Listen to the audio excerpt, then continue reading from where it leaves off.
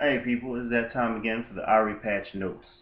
I'm just gonna go over some things that you may not have watched, probably because you don't read what happens in the patch notes and you assume that everything that happens in the video is exactly what they did and nothing more. But for those of you who have already seen what the patch notes are, you may as well skip this video, because I'm just gonna go over what happened in the patch and then we'll talk. Of course, I'm gonna have my own opinion, so learn to get over it. There's always Alt in F4. Picture me trolling! Anyway, so there are some new skins in the store. Midnight Ahri, the Dynasty Ahri. I personally prefer the Midnight Ahri skin. The Festive Maokai, which I intend to buy. Personally, looks like fun. The Toy Soldier Gangplank, which no, I don't want to play Gangplank like that. I would if I bought them, if I could though. Snowmerdinger, which I don't know, I haven't quite seen it yet, but he looks like a lot of fun to play as. I'm not really all that good with him though. Mistletoe LeBlanc. Now this one I have yet to see, but I want to really badly. I have yet to check it though, since I've been just so busy playing LOL. Now, they made some changes to PvP.net. I don't know if you realized, but the store has been completely remade. Well done, Riot. I will give you that. And now there are videos if you visit the store. And any champion that you haven't bought yet, you can see their moves, which gives you just a little bit of insight into how the characters works, allowing you to study the characters and know their strengths. Well, and maybe not so much their weaknesses, because they don't get interactive with the moves like that. But that's okay.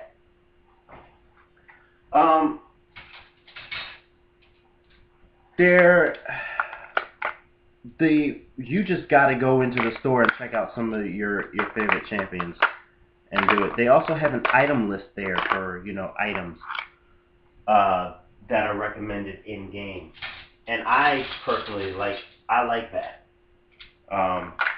Because then you can see what you're supposed to buy in game, and it allows you to study them while you're learning. But of course, you could just pull up Mobifier for that anyway. So figure out some real good builds for whatever character you're playing. I personally, as a League player, I highly recommend Mobifier for builds. Some of those people really know what they're doing. I can't exactly tell you who. I'm not on Mobifier like that. I only look every once in a while to see if maybe there's a better way I could,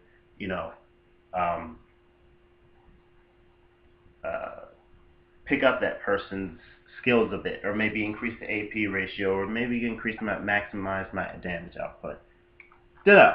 Anyway, so that's it for that. Fizz, Fizz has been nerfed. Okay. Its base health regen per 5 seconds has been reduced to 7 from 9. So, not only is he squishy early game, he's also not going to regenerate his health as quickly. Which is great. I mean, it's just joyous. Because he was squishy enough before, but whatever. Chum the Waters.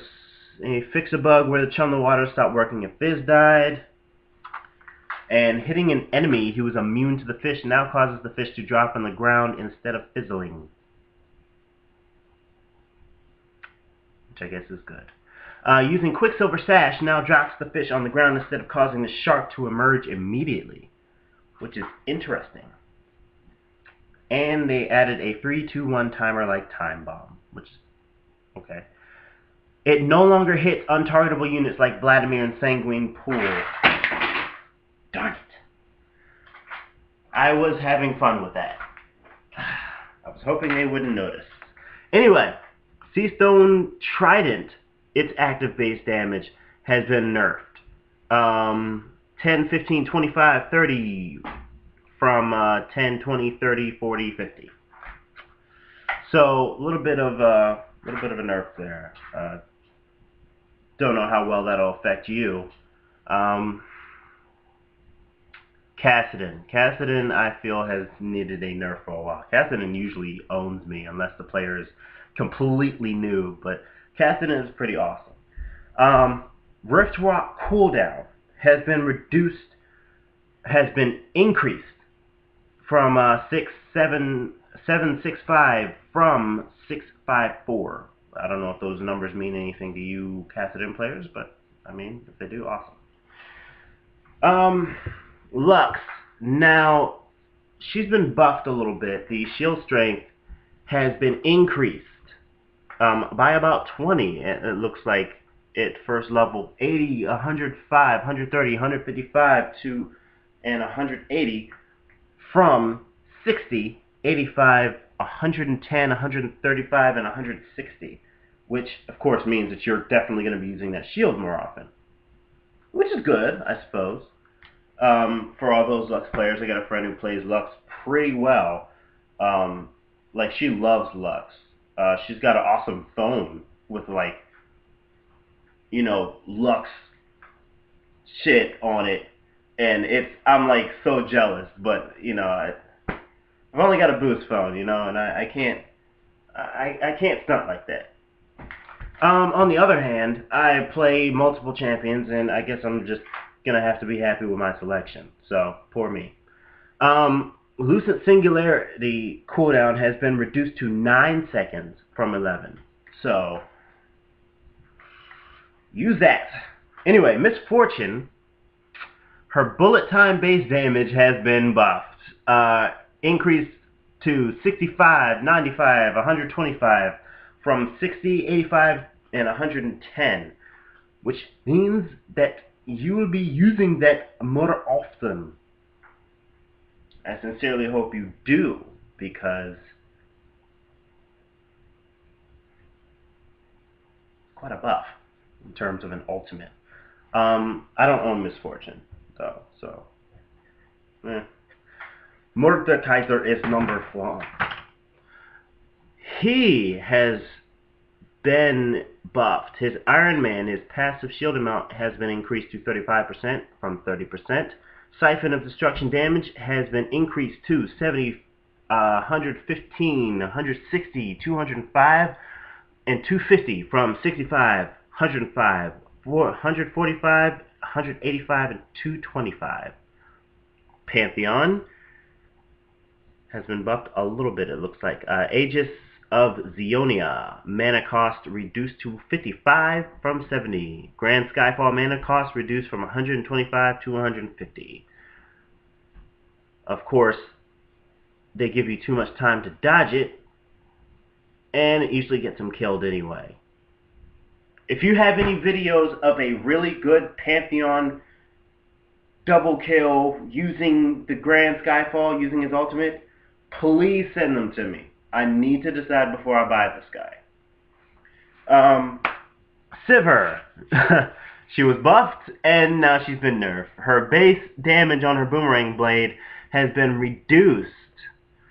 Lots of numbers there. 70, 115, 160, 205, 250 from 80, 125, 170, 215 to 260. Now scales with ability power at a 0.5 ratio. So, Ricochet, damage fall off per bounce reduced to 20% from 25%, so sorry Sivir players, including my sister who plays Sivir a lot. She's not going to be happy about that. And they fixed a bug which caused Ricochet to cost additional mana on throwing the projectile. And they updated her recommended items, which is, I guess, awesome. Sona no longer automatically acquires attack targets when idle when power cord is active. I don't believe I've ever had that problem before as Sona, and she used to be my main, so it is what it is. As Trundle, as of the Volibear patch, Contaminants CC reduction applies to silences and binds. First rule of Fight Club, Trundle players. First rule of Fight Club, reverse. Tryndamere, his Bloodlust heal per 1 Fury has been reduced by about 0.15% on the first level. It looks like 0.5, 0.95, 1.4, 1.85, and 2.3. From 0.65, 1.15, 1.65, 2.15, and 2.65.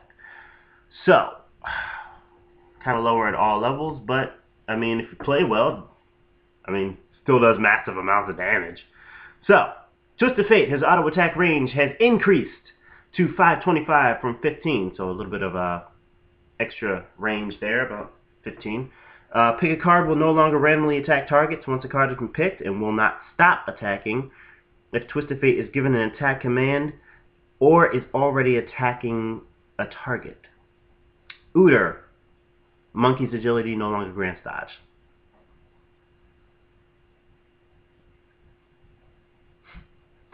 No comment. Vagar, Primordial Burst Mana, cost reduced.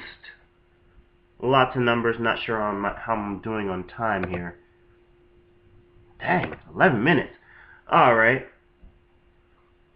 That's been buffed. Primordial Burst Mana cost has been reduced. Dark Mana cost has been reduced. I might start playing him. Baleful Strike mana cost adjusted to 60, 65, 70, 75, and 80 from 75 at all levels. His total ability power accumulated is now displayed in the tooltip, which is good. Event Horizon mana cost reduced to 80, 90, 100, 110, 120 from 80, 95, 110, 125, and 140. So he's been buffed as far as mana costs go. Volibear, Frenzy's base damage. I'm a big Volibear player. That's been reduced. So kind of a nerf to Frenzy. Also, Frenzy's bonus health scaling reduced to 18% from 20%. Slightly OP, but then again, they nerfed the other guy from the Freylords, Olaf, who I end up laning with a lot. He's been, I think they nerfed him for much the same reason. Also, there was a bug where Olaf just jumped on top of you and killed you, and there was just nothing you could do about it. That was annoying. I've been a victim of that. Okay, so Xin Zhao's ultimate, his Crescent Sweep, armor and magic resist increase per champion hit has been increased 70, 10, 13 from 5, 8, and 11. Masteries, a Clarity's attack speed reduced, has been nerfed. Summoner's Resolve, improved heal reduced to 10% from 15%. That's why that doesn't work. I use heal a lot because it pisses people off. Perseverance has been removed, replaced with Strength of Spirit, increases health regen per 5 seconds by a percentage of your mana. Summoner spells, Garrison now correctly applies assist to the caster. Thank you. Items. Warmogs armor has been nerfed. This, okay. That's annoying. Passive health gain cap reduced to 350 from 450. 100. Seriously. Passive health regeneration per 5 reduced to 10 from 15. Health gain per kill or assist reduced to 35 from 45. And minion kill reduced to 3.5 from 4.5. Health regen per 5. Gain per kill or assist reduced to 1 from 1.5. Minion kill reduced to 0.1 from 0.15. Ionic Spark, increased attack speed from 50 to 45%, increased proc damage from 110 from 100. In general, the winter map has returned. I'm sure all of you noticed by now. And on Dominion only characters with a zombie state will now spark their respawn timers when their zombie state ends, rather than when it begins. Karthus, Kog'Maw, Yorick's Omen of Death. You know, it's people that die and don't die for a short time. So, that's the entire patch, so, and just barely. Good luck, summoners.